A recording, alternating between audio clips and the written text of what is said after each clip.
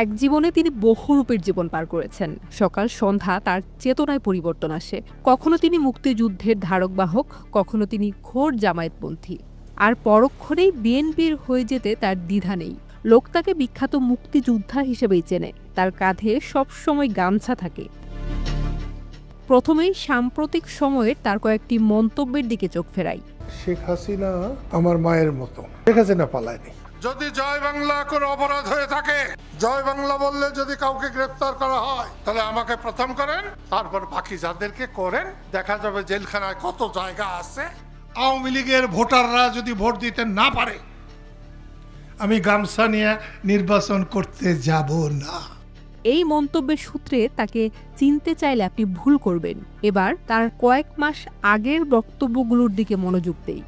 আমি অধ্যাপক ইউনূসকে খুব পছন্দ করি, ভালোবাসি। শেখ হাসিনাকেও বলেছি, এরকম একটা মানুষের লেজ কাটতে যে আপনি ভালো কাজ করছেন না, উনি তার লেজ কাটবে, লেজ কাটবে, লেজ কাটবে, কাটতে কাটতে শেখ হাসিনার লেজি কাটা হয়ে গেছে। গত 16-17 বছর শেখ হাসিনার নেতৃত্বে দেশটা ভালো চলে না, এবং যত কিছু অন্যায় করেছে তার 90% শেখ হাসিনা করেছে।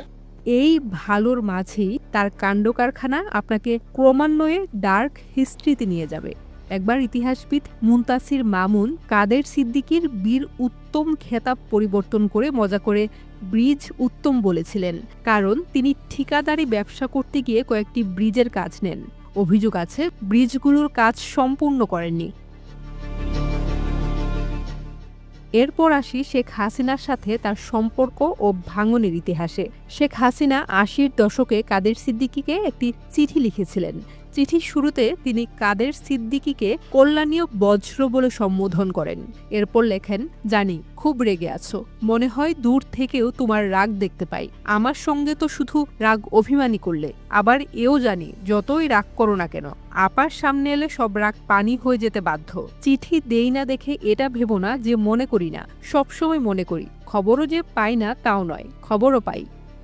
চিঠিতেই বোঝা যায় তাদের সম্পর্কের গভীরতা। কিন্তু সেই কাদের সিদ্দিকী ও হাসিনা পরে একে অন্যের শত্রুতে পরিণত হলেন।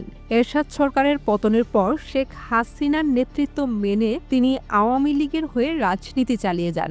সে সময় তিনি খালেদা জিয়ার কট্টর সমালোচক ছিলেন। 1991 সালের নির্বাচনে হেরে গেলেও 1996 সালে টাঙ্গাইল থেকে নৌকা প্রতীকে নির্বাচিত হন। পরে সংসদ সদস্য থাকা অবস্থায় তার বাড়িতে পুলিশের তল্লাশির ঘটনায় তিনি আওয়ামী লীগের উপর ক্ষুব্ধ হন এবং 1999 সালে কৃষক শ্রমিক জনতা লীগ নামে আলাদা দল গঠন করেন। এভাবেই ভাই বোনের সম্পর্কের ইতি ঘটে। এরপর মুক্তিযোদ্ধা কাদের সিদ্দিকী জামায়াতের সঙ্গে ঘনিষ্ঠ সম্পর্ক তৈরি করেন।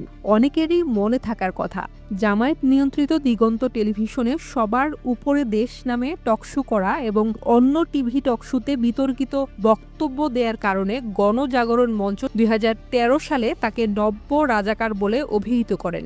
শুধু এটি নয়, তার বঙ্গবীর উপাধি কেড়ে নেওয়ার হুমকিও দিয়েছিল আন্দোলনকারীরা। দিগন্ত টেলিভিশন বন্ধ হওয়ার আগ পর্যন্ত তিনি নিয়মিত অনুষ্ঠানও সঞ্চালনা করতেন। পরে নয়া দিগন্তেও নিয়মিত লিখতেন। রাজধানীর মোহাম্মদপুরের বাবর রোডে তার দখলে থাকা বাড়িটি একটি পরিত্যক্ত বাড়ি দেখিয়ে তার নামে অস্থায়ী বরাদ্দ দিয়েছে সরকার। 2018 সালের সংসদ নির্বাচনের আগে এই বাড়ি বরাদ্দকে অনেকেই নির্বাচনী উপহার মনে করেছিলেন, কারণ 2018 সালের নির্বাচনে কাদের সিদ্দিকী ডক্টর কামাল হোসেনের নেতৃত্বাধীন বিএনপির ঐক্য ফ্রন্টে যাওয়ার কথা ছিল। কিন্তু বাড়ি পেয়ে তিনি অবস্থান পাল্টাতে দেরি করেননি, হাত মিলিয়েছিলেন হাসিনার সঙ্গে। এখন আবার মুক্তিযুদ্ধের ঝান্ডা নতুন করে উড়াতে চাওয়া কাদের সিদ্দিকী একবার বলেছিলেন, আমাদের দেশে খালি নারী, নারী আর নারী। এই দেশে আল্লাহর রহমত বর্ষণ হতে পারে না। আল্লাহ তাআলা নারী সৃষ্টি করার পর থেকেই নিজের উপর থেকে রহমত উঠিয়ে নিয়েছিলেন। কাজেই রহমতের বর্ষণ পেতে হলে আমাদের এ থেকে শিক্ষা নিতে হবে।